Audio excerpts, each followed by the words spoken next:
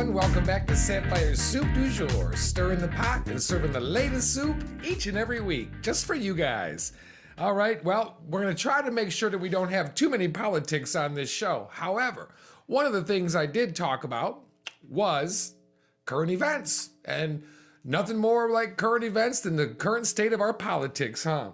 Anyways, a lot of the things that I want to talk about local issues. In politics now, we've got a brand new governor, and congratulations to Governor Gretchen Whitmer. Gretchen Whitmer? That's a hard name to say right there, everybody. Anyway, it appears that we have a governor that's going to be on our side for the people, and that's a good thing because that's what we've been wanting all along. So the biggest problem we have to tackle, auto insurance. One of the biggest problems we have to tackle. Auto insurance. Some of the highest rates in the nation right here in Michigan. No fault insurance is to blame apparently, and I don't know a whole lot about no fault, but I know that it is unlimited benefits for injured individuals with a lifetime disability, and it doesn't matter who's at fault, they're covered. And that's, I believe, the rundown as far as I can tell what it is. Anyways, the point is auto insurance in Michigan is so expensive, a lot of people drive without auto insurance. And the theory on that is, well, you save enough money in case something happens and you get your car fixed. That's all good and fine until someone gets hurt and then they're needing lifelong care. And there's the issue. And there has to be a remedy. Not sure what it is, but I do believe part of it would be we get to choose part of how much coverage we want when it comes to the liability for that, with the limited amount obviously required to maintain. Anyway, auto insurance in Michigan is a big deal. Also, this is more of a national thing, but this vaccination issue. On social media last week, a lady is asking for advice on how to not remedy, but how to prevent measles when your child was not vaccinated with them or from them. I was vaccinated. I believe in vaccination. My children were vaccinated. Hopefully my grandchildren are vaccinated. And should children be able to go to school? Now, you cannot bring peanut butter to school for a peanut allergy, and that's fine. But how can you allow a kid not vaccinated into school? Maybe they should be homeschooled. Kids should be vaccinated because I believe that. I could be wrong. I'm sure there's people that are anti-vaccination and everything, but it comes down to what you're comfortable with. I can't tell you what to do. If you don't want to vaccinate your kid, I believe that they should not be allowed in public school or in public activities for the safety of the parents. If they are allowed, then you got to tell people who can and cannot be there or you got to tell the parents so they can choose if they want their kid to be there. That's what I'm trying to say. Vaccination in America, to me, is extremely important. Does it cause autism in kids? I don't know. Then there's the old fight against it saying, well, better an autistic kid than a dead kid. But I think that's on the other side of the extreme. We got one side of the extreme to the other, which is what we like to do in America today. I think in the world today is there's, the devil's advocate of both sides. That's kind of what we do here on this show is we bring up the questions and hope to hear back from you and your responses of what's going on. So the vaccination outbreak, mostly in Washington, in the state of Washington right now, is measles. And the outbreak is pretty bad. Should you vaccinate your kid or no?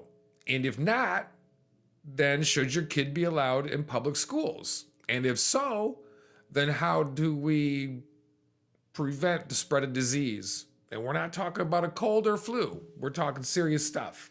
All right, so that's two serious issues I wanted to address. This is going to be one of the last shows that I do where I'm just sitting here by myself talking in a microphone. Part of the reason I'm doing this is because, as I said before, I did start going to school in August at Specs Howard, and I'm learning radio and television, and it's more than just sitting in front of the microphone talking. There's a lot to it. I'm incorporating radio and television together, kind of like Howard Stern, but not without the great gusts and the humor yet. But that's kind of my vision for this whole deal, is a big show, not just me sitting here talking like a radio show talk radio person. I wanted to be more like a variety show, and where we do a lot more things, where we've got musical guests, where we've got comedy guests, where we do little skits for you, because this is boring just sitting here listening to somebody talk and looking at them sitting in front of a microphone. The reason I'm doing this and the reason I'm telling you about school is I purchased a camera, which you're seeing. You don't see the camera, but you see the result of it. New microphones and everything I need to do my podcast and beyond. I've got a nice little setup in the basement, this little studio down here. Last night I did a whole episode, or yesterday morning I did a whole episode, 22 minutes long. And after editing it all night at around 12:30 in the morning, I ended up just scrapping it. And I deleted it this morning. I did not delete it last night because I wanted to make sure after 14 hours of editing, or about 12 hours of editing, that I wanted to make sure that it wasn't just tired eyes and tired mind. And I looked at it this morning. I had an issue. Let's just say that there was a bottle of wine, a little bit of spillage, and a couple of items that were in the way that had to be clean and dried, like the microphone on the camera. So yesterday I did an episode, and it was so nice because I was dressed up in a nice red dress, and I did a stand-up full shot so everybody could see a whole full body shot of my fat butt. And the audio was messed up, I do believe, because there was a bad connection. A little bit of the dried wine was still on the connection on the little thing, so can't do that for the thing. Is not a kid's show. But so anyway, longer story, just a little long, but not too short either, is I had to scrap that, and now the audio seems to be working fine. I did a little test run today on it. Usually I'm in front of this microphone. This microphone goes to the editing for the audio, and it goes directly to it, and all I have to do is edit it. However, I've also got the microphone on the camera working, and I use both. That way you can blend them if you need to. If something happens, you've got both.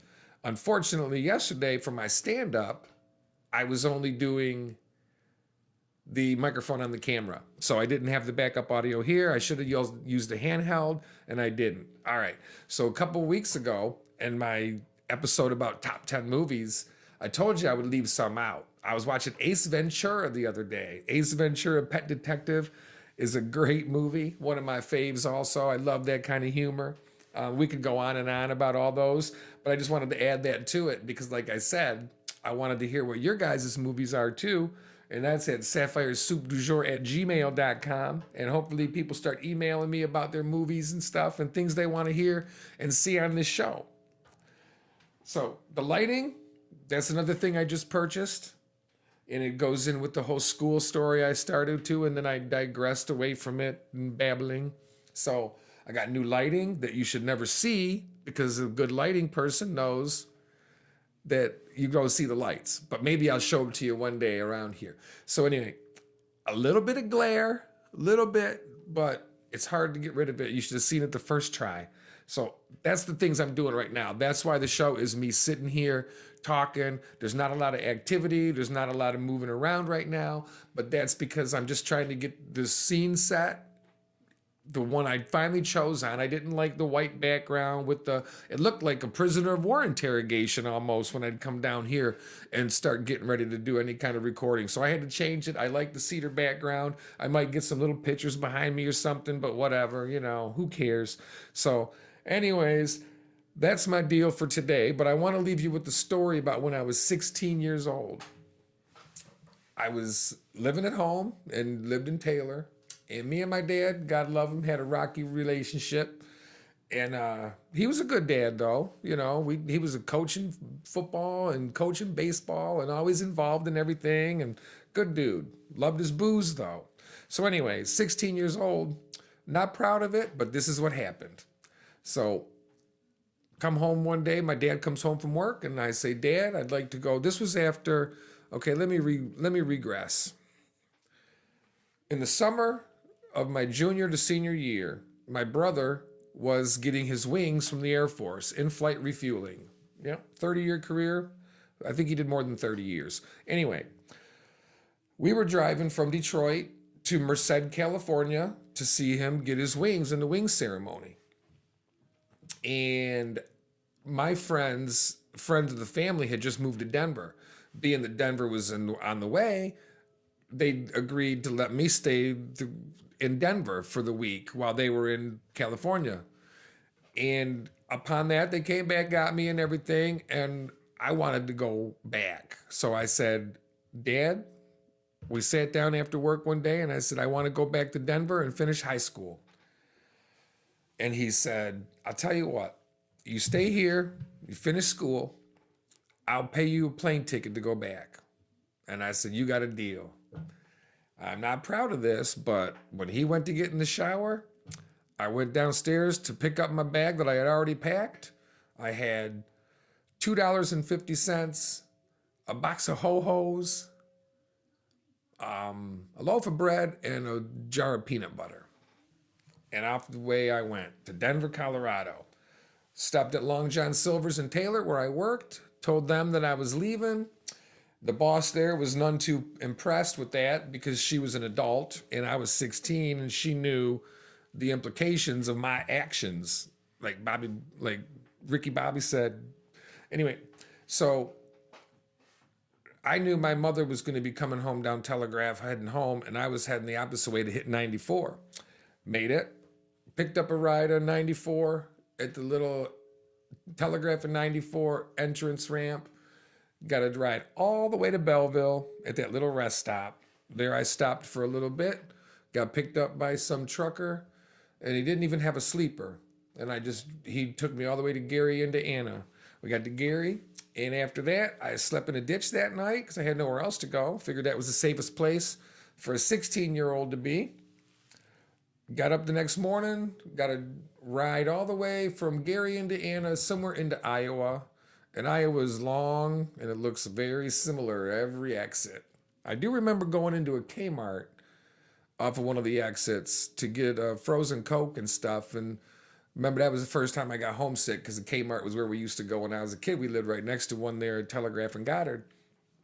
And so got picked up again there and drove a little ways by a guy he was a little shady. I believe he had a stolen van. It was still part of remember they used to paint the digits on the windshield? Well, it was a little bit on the corner, and then he was just nervous and shady. I think he was up to no good.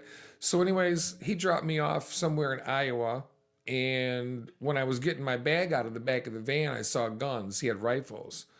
And not to say there was anything that he was doing wrong, but just, so he went on his way, and then the cops came, and I threw my bag into the wood area there on the side of the road, and I ditched it and go hide. They looked for me for a minute, but they couldn't find me. They went through my belongings, and off they went, and they left everything sitting there. So in my bag, they didn't destroy it.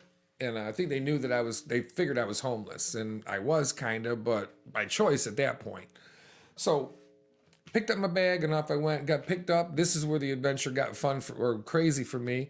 This guy, I called him Wild Bill. His name was Bill. He picked me up in an El Camino, long beard, long hair, hat on backward. He was going from New Jersey to New York, New Jersey area to Vegas. He was on the run from his wife, and he was off the wagon from drinking. So we stopped at the store. He bought a case of Budweiser, and we started drinking. He had an El Camino with little windows right there, and he would just reach back, grab one out of his cooler, and we would be drinking. We stopped at a bar. I sat under a sign. I was 16. I sat under a sign that said you had to be 18 to drink or you'd be prosecuted within the fullest extent of the law. And I thought, man, I'm living now. I'm an adult. Anyway, so I drank. We drank 2 or 3 beers there. Then back on the way, got Burger King for me and everything. Ended up at 42nd and Jackson in downtown Denver at about 3:45 in the morning. Got picked up by my friend's mother. They took me to their place. I stayed the night, got a shower because I smelled by then. And after that, I woke up the next day and contacted the friends that I had ran away to go see and stay with. And 9 months later, I ended up back here with my tail between my legs, realizing I didn't know near as much as I thought. Graduated from high school, back to the school I went to before. It was tough after living a life with adults and working full time at a furniture store, but that's a story for another time. The first story was just how I got to Denver. My feet were blistered, even though I didn't walk that far. I was gone for 3 days. Got there, and there you have it. I lived to tell the tale. So it was a crazy adventure. I would never do it again. I don't recommend it to anybody. If you're gonna walk to Colorado from Detroit, take more than $2.50. The ho-hos were a good idea. The peanut butter and bread without a knife was tough. But what are you gonna do? All right, everybody, thanks for listening to me babble. We're gonna get this show rolling along again here with a couple new things coming up soon. But now I think the lighting looks a little bit better. No more fluorescent light above your head. You can't say you go to school for media and put fluorescent lighting right above your head when you're recording. I think that's a big no-no. All right, everybody, thanks for listening. Thanks for listening to my Sapphire Soup du Jour. We will talk to you guys real soon. All right, bye-bye.